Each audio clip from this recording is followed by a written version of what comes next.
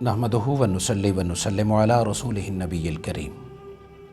السلام علیکم ذی قدر ناظرین، جی ٹی وی کی خصوصی نشریات رمز رمضان میں آپ سے مخاطب ہوں محمد اعجاز ملک۔ اللہ جل مجدہ کا صد بار شکر کہ ہم اس وقت ماہ رمضان میں سانس لے رہے ہیں۔ عبادات تو ساری اللہ رب العزت کی رضا کے لیے ہے، مگر روزے سے اللہ کو محبت ہے۔ جتنی بھی عبادات ہیں اس کی جزا تو رب ہی دیتا ہے۔ ہر عبادت کی اللہ نے ایک جزا رکھی ہے، ایک اجر رکھا ہے۔ جتنی بھی عبادات ہیں کسی کے بدلے جنت ہے، کسی کے بدلے اجر و ثواب ہے، حور و غلماں ہے، راحت ہے، خوشی ہے، ایوری تھنگ۔ اللہ رب العزت عبادت کرنے والے کو خالی نہیں بھیجتا، عطا فرماتا ہے، دنیا میں بھی اور آخرت میں بھی اجر و ثواب عطا فرماتا ہے۔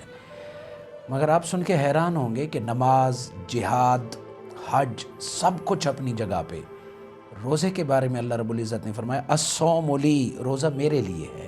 میرا سوال یہ ہے کہ کیا نماز اللہ کے لیے نہیں ہے؟ کیا حج اللہ کے لیے نہیں ہے؟ کیا جہاد اللہ کے لیے نہیں ہے؟ سب کچھ اللہ کے لیے ہے، اور جو اللہ کے لیے نہیں کرتا وہ ریاکار ہے، اور ریا شرک کا حصہ ہے۔ اسے شرک خفی کہتے ہیں۔ جو دنیا کو دکھانے کے لیے حج کرے، روزہ رکھے، جو دنیا کو دکھانے کے لیے نماز پڑھے، یہ ریا ہے جس سے نبی نے پناہ مانگی ہے۔ اس کو شرک کا حصہ قرار دیا ہے جو بندے کو دین سے دور لے جاتا ہے۔ مومن تو ہے وہی جو ہر عبادت اللہ کی رضا کے لیے کرے، مگر اللہ رب العزت نے فرمایا الصوم لی، روزہ میرے لیے ہے، وَأَنَا أَجْزِي بِهِ، اور میں اس کی جزا دوں گا۔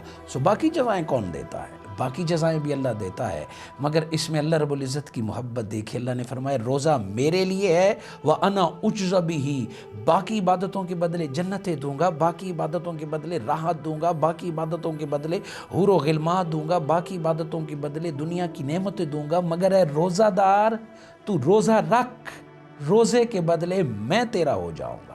مگر روزہ ایک ایسی عبادت ہے، روزہ ایک ایسا راز ہے جو بندے اور خدا کے علاوہ کسی کو نہیں پتا ہوتا۔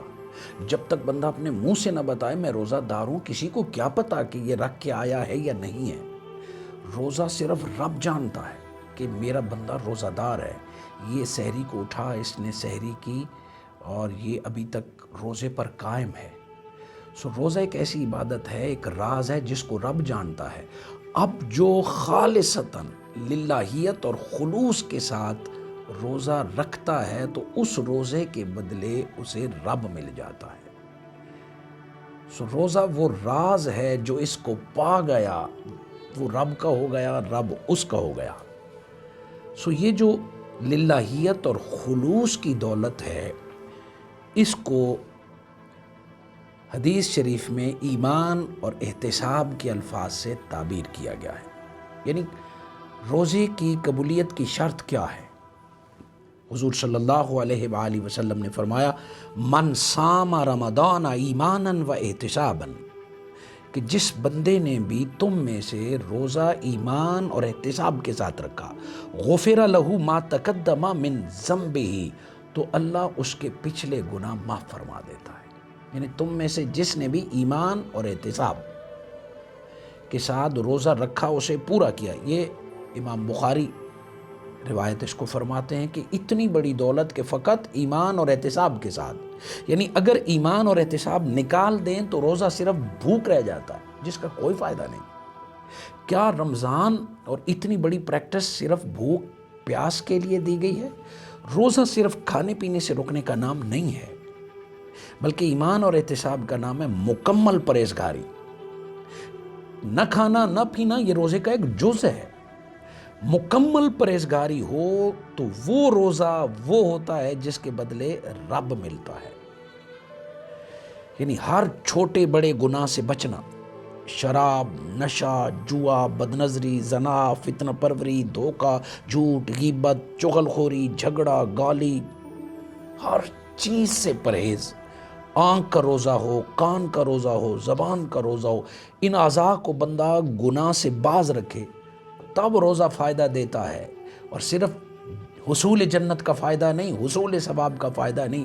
کوئی اس طرح کا روزہ رکھے، پھر اس کا فائدہ یہ ہے کہ رب نے فرمایا میں اس کا ہو جاتا ہوں۔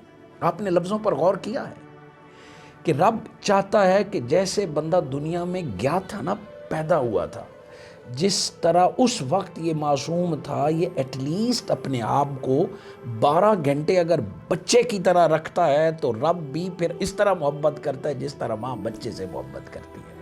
تو روزہ صرف بھوک پیاس کا نہیں، ہر چھوٹے بڑے گناہ سے رکنے کا نام ہے۔ حضور صلی اللہ علیہ وآلہ وسلم نے فرمایا من لم یدع قول الزور والعمل به فلیس للہ حاجت فی ان یدع طعامہ و شرابہ، صحیح بخاری حدیث نمبر 1903۔ حضور صلی اللہ علیہ وآلہ وسلم نے فرمایا جو روزے کی حالت میں برا قول نہ چھوڑ سکے اور برا عمل نہ چھوڑ سکے، اللہ کو اس کے بھوکے پیاسے رہنے کی کوئی حاجت نہیں کہ وہ بھوکا رہے پیا، اللہ کو اس کی حاجت نہیں۔ اللہ چاہتا یہ ہے کہ تمام رذائل کو تو چھوڑ دے۔ اور ایک اور مقام پہ نبی صلی اللہ علیہ وآلہ وسلم نے فرمایا رب صائم لیس لہ من صیام الا الجوع، کہ کئی روزہ دار ایسے ہیں کہ جن کو بھوک کے سوا کچھ نہیں ملتا، ورب قائم، اور کئی نماز پڑھنے والے ایسے ہیں لیس لہ من قیام الا السحر، سوائے جاگنے کے اسے اور کوئی فائدہ نہیں ہوتا۔ سو بندہ بھوکا پیاسا بھی رہے، سحری کو اٹھے، افطاری کو اٹھے اور اس کو ضائع کر دے، کیا فائدہ اس بات کا؟ سو اس غلط فہمی کو دور کرنا ہے کہ روزہ صرف کھانے پینے سے رک کے سارا دن سو کے گزارنے کا نام نہیں، بلکہ روزہ اپنے آپ کو مکمل طور پر رب کے حوالے کرنے میں ہے۔ مجھے مرحوم محمد اشفاق کی بہت خوبصورت بات یاد آ گئی، اللہ ان کی قبر پر کروڑوں رحمتوں کا نزول فرمائے۔ فرماتے ہیں دوران طالب علمی فارن میں ان کے ساتھ جاپان کا ایک طالب علم تھا، تو کہتے ہیں کہ میں نے روزہ رکھا تو انہوں نے کہا یہ کیا ہے؟ میں نے کہا یہ روزہ ہے، اللہ اس سے راضی ہوتا ہے، سو یہ بھوک پیاس۔ باپ بھوک پیاس؟ انہوں نے کہا نہیں، ہم جھوٹ نہیں بولتے۔ اشفاق صاحب فرماتے، انہوں نے کہا کہ ہم جھوٹ نہیں، اشفاق احمد صاحب آپ نے سنا ہوگا، زاویہ بڑا معروف پروگرام تھا ان کو، بڑے مفکر تھے، بڑے اللہ والے تھے۔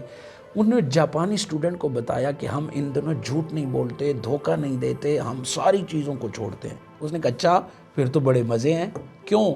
فرمایا یہ جھوٹ، دھوکہ، دل توڑنا ہم پر تو سارا سال پابندی ہے، ہم تو سارا سال نہیں کرتے، اور مسلمان صرف ایک ماہ میں۔ تو فرماتے ہیں آنکھوں میں آنسو آ گئے کہ واقعی ہم اللہ بزور ہم سے رمضان میں کراتا ہے۔ تو رب چاہتا یہ ہے کہ جس طرح رمضان میں تم خیال رکھتے ہو اپنی زبان کا، آنکھ کا، کان کا، ساری طبیعت کا، سال بھر اسی طرح رکھو۔ اگر بندہ سال بھر رمضان کی طرح گزارے تو اللہ اسے اپنا دوست اور ولی بنا دیتا ہے۔ جزاکم اللہ خیر۔